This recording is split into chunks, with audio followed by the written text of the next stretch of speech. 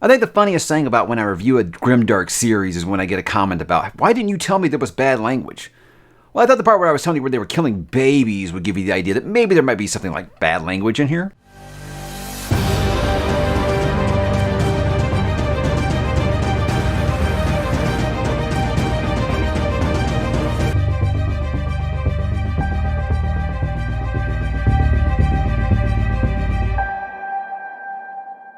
Hey, what's up, bookworms? Sakina Wari is here because today, guys, we're going to be dipping into the Last War Trilogy by Mike Shackle. Guys, this is We Are the Dead. This is A Fool's Hope. These are big books. And, of course, Until the Last, guys. These were released between 2019 and 2022. It's a series that came very, very highly recommended to me by people I always have trusted. I think We Are the Dead, actually, was back in like 20, it might have been pre-release.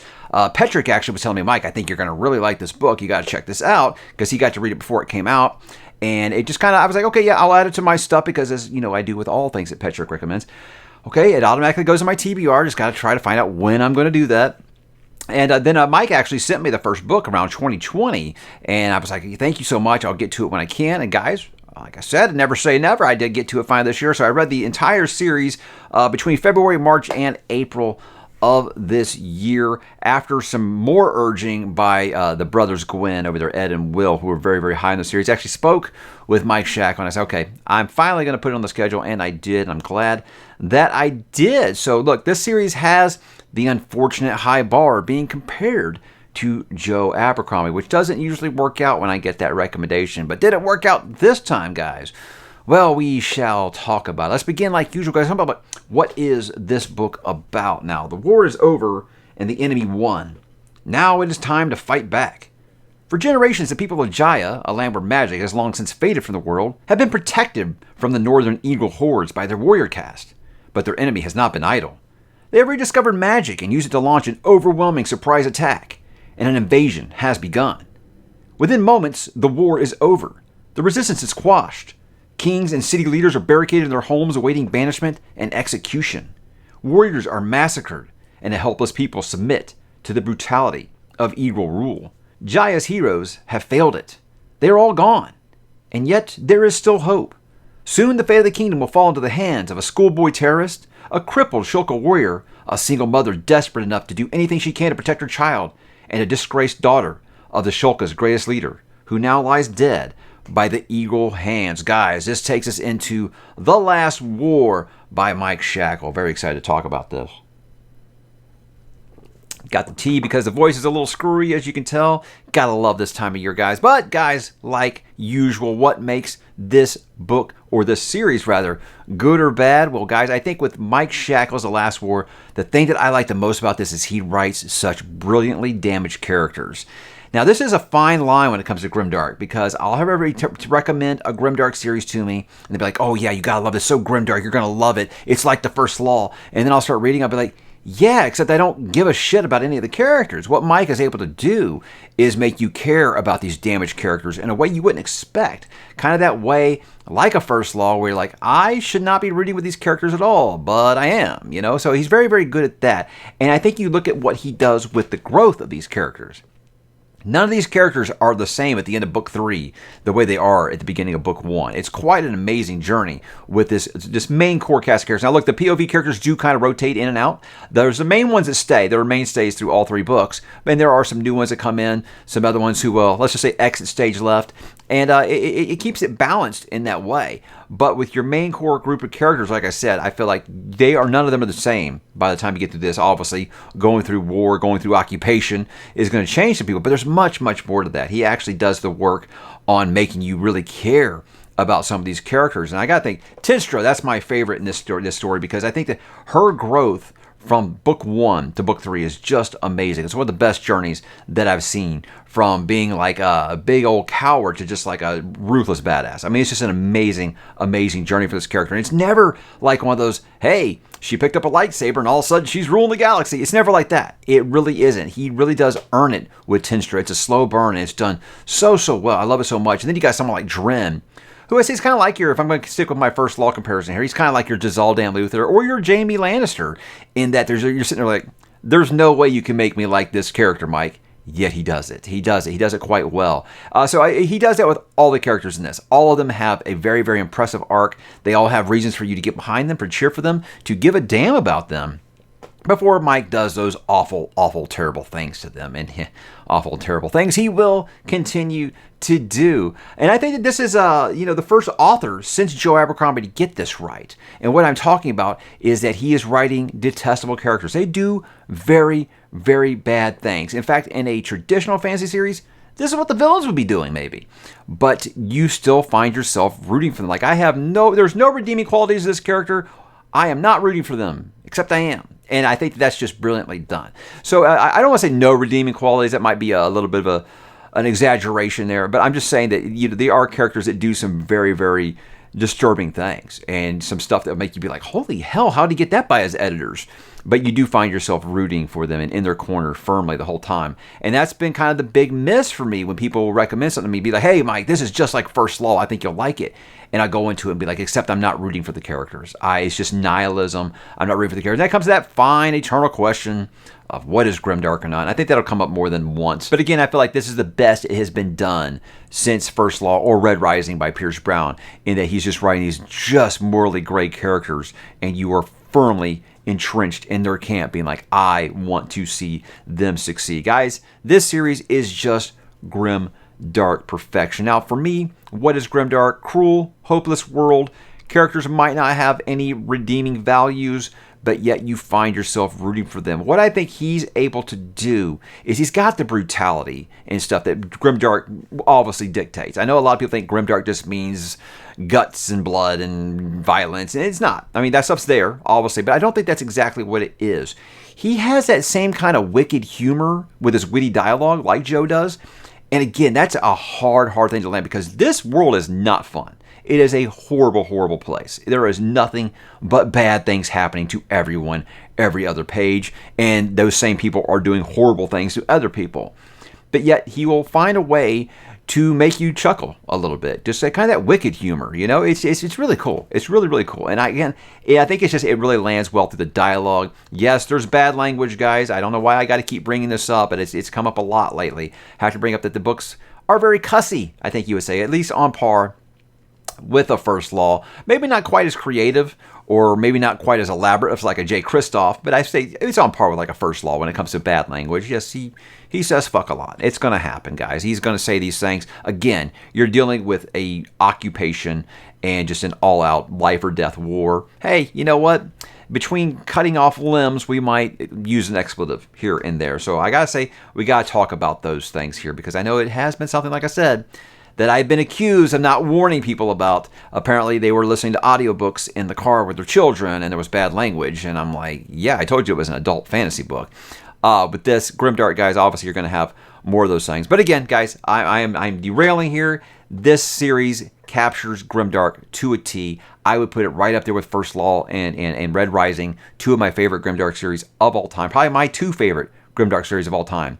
So that's quite a compliment for me, saying that this is right there with those. I think that you'll be very, very satisfied if that is the things that you are looking for. And I think a big thing we talk about Grimdark, obviously the big one, is no character safe. Of course not. Of course not. He will ease you into that false sense of security, and then there it is. It's going to happen, guys. It's going to happen. I think that is just obviously normal when you're dealing with the atrocities of war and how unforgiving it can be. And you know what? It can be just like that. A character doesn't have to have a complete character arc for, their time to come, just like real life. It's just like when war is happening. I actually kind of love that. But what I love about this series is in the middle of book 2, when you think you know where this series is going, he decides to hit you with a left, and it takes a little bit of a twist. And I feel like it's one of those things that some people say it doesn't work for them. For me, it does. I'm like, guys, this is a series that has magic. This is a series that has supernatural beasts. I don't think that one more little element is going to kind of take me out of it here. So it's something that I think will work for you or will not. For me, it really, really worked. And I thought it was an amazing way to make some things line up with what is coming. If you If you know, you know. I don't want to spoil that for you because it's just such a good twist. But what I love about it is it's a twist that never insults the reader. It's never one of those moments. I say it can be something that works for you or it doesn't, but it never insults your intelligence. And I love that because so many of these things, they try to subvert your expectations, and all they're doing is just saying, I'm going to take a shit in your mouth. I never feel like Mike's taking a shit in your mouth, at least not intentionally. But guys, the action is really, really good. It's so well written. You're never to a point where you're like, I don't know what's going on, or I'm overly exhausted with it. There's a lot of action in here, but like books never drag because he does kind of capture that Red Rising way of making it feel like nonstop action, even when it's just two people in a room talking. But again, the brutality is just next level. There's stuff that's going to make you cringe. There's going to be stuff that makes you feel like you need to hurl in a bucket. There's going to be stuff you feel like you need to close your eyes and cover up the page while you're reading it. That's good stuff if you're into Grimdark. But again, I never feel like it's to a point of where it's just being over the top ridiculous just to kind of gross out the reader. It really is the perfect balance of all of these things. So like I said, the books never really drag for me at all, and I think that it's one of those where like I'm glad he kept it to a trilogy because it is a satisfying conclusion. But it is one of those where I'm like, I am going to miss this world. Even though I said it was a horrible, horrible place to be, I think you know what I mean. I'm going to miss reading this world because I felt like it was so well developed. And he does such a great job of building up these few continents here and their back history so well that you want to kind of know more, but it is enough that you're going to feel completely satisfied with the conclusion. And I'm glad he didn't decide to say, well, you know, I've got enough story. I can kind of float this trilogy into 5 books like some authors had the mistake of doing. Yes, each book does get longer, but he does keep it to a trilogy, and I think it's better for it. So what didn't work, guys? I think that not any trilogy is going to be perfect, really. So there are some things that, again, I might not find these bad, but I feel like I need to bring them up to you because you might need to know some of these things. The Grimdark isn't a joke, guys. It is not pulling any punches whatsoever. If you are queasy, if you are sensitive, if you have any trigger warnings at all, I think you might need to proceed with caution because it's not going to work for everybody.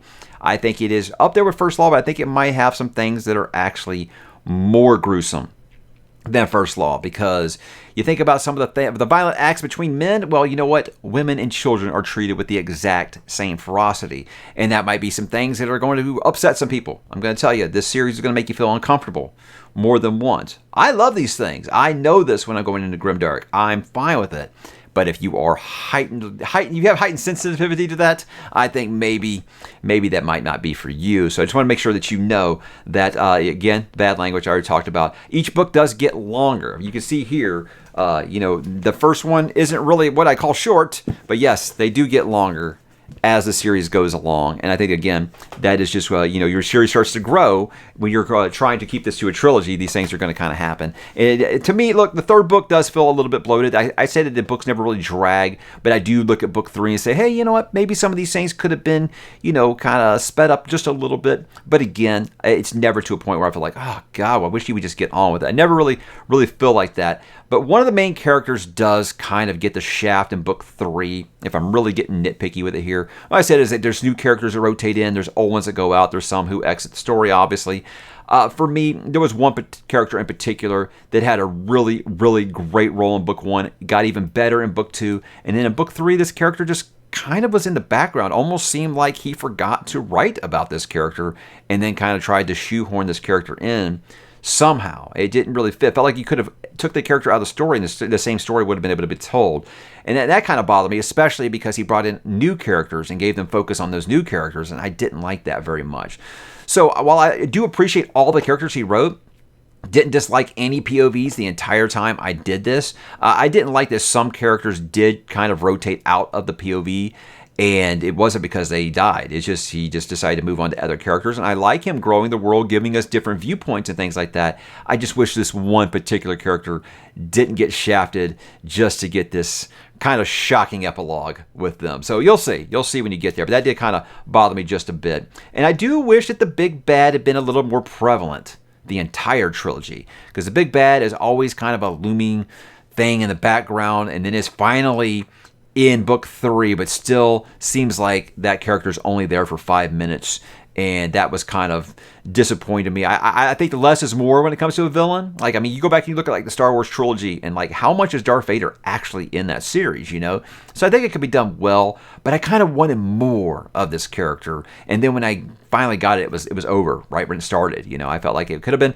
a little more developed, especially when that last book was 800 pages. I felt like that character could have gotten more page time. But again, I am kind of nitpicking there. How about why you should read it, guys? Well, why you should read it? If you've been looking for something to fill that First Law size hole in your heart, I think this might be it. Is it like First Law? No. Will First Law fans like it? Absolutely. I see no way you wouldn't.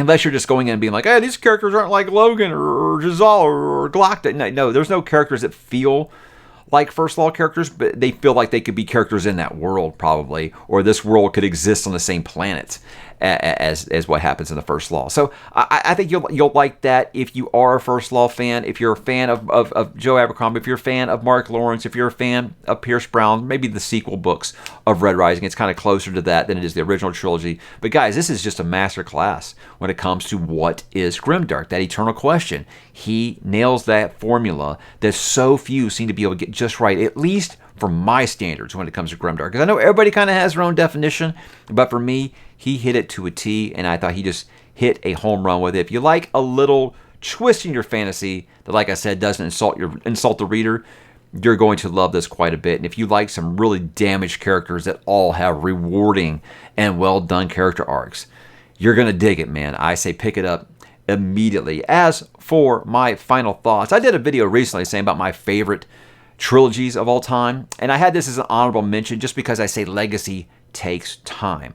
I see no way within 2-3 years from now that it doesn't move into that top 10. This was a really well put together trilogy, and again, I think his writing style is great. It's easily consumable. Anyone's going to be able to have a great time with the story, as much as you can have a great time with as much bad stuff that is happening. But I mean, it's very accessible the way that he writes it. You're going to like these characters. You're going to grow to like some more than you thought you would. And that's really, really impressive that he's able to do that. But again, guys, with this story, you'll laugh, you'll cry, you'll be pissed off. I was sending Mike nasty messages on Twitter when things happen in book 2, you know, because that just means you care, right? He makes you care about his characters. And when not so fun things happen to them, you're like, why are you so mean? You know? So you will do that. But again, this will grab you from the very first chapter until the very end. It doesn't let go, guys. It's such a thrill ride, and I'm so glad that Petrick and the Brothers Gwyn continue to pressure me to read this because, guys, it really is that good. And I'm actually stunned that this is not more popular within with the Grimdark fantasy community. I'm surprised this is. I look at book 3 on Goodreads only. It has like under 300 ratings. That's unbelievable, guys. This should be a series that Grimdark fans talk about in the same breath with the First Law. It's that good. I really do think you guys should pick it up. You know, I wouldn't be throwing that out if I didn't believe it, because the First Law to me is sacred. And this is up there, man. It's really, really good. I think you guys are going to enjoy it if you just give it a shot. It's a damn near perfect Grimdark trilogy, and no matter what Mike writes next, this Mike is going to be reading it, and I can't wait to do it. So I want to thank Mike for sending me that book way back when. I'm sorry it took me as long as it did, but hey, look at all this stuff I still haven't read. I'm so happy that I finally did. And Mike, this was a hell of a good time. I'm so glad that I waited till the series was finished to start it. I think that helped me quite a bit because guys, book 2 has like the most. Dude, the cliffhanger is just like not even fair. I was really, really glad that I could really be picking up book 3 right away. It really did help. But yeah, guys, pick it up immediately. I think that book 3 is coming out in the States on trade paper or mass market or trade really, really soon, and you can be able to get all those on paperback, or you can buy them on digital, whatever. I think you guys should pick them up. I'm going to drop the link below for you guys if you want to buy them. I encourage you to do so. Encourage you to leave ratings and a review on Goodreads because it really helps out authors like Mike. So guys, the Last War trilogy, have you read it? What did you think? I want you to drop in the comments and let me know, and I will talk to you there.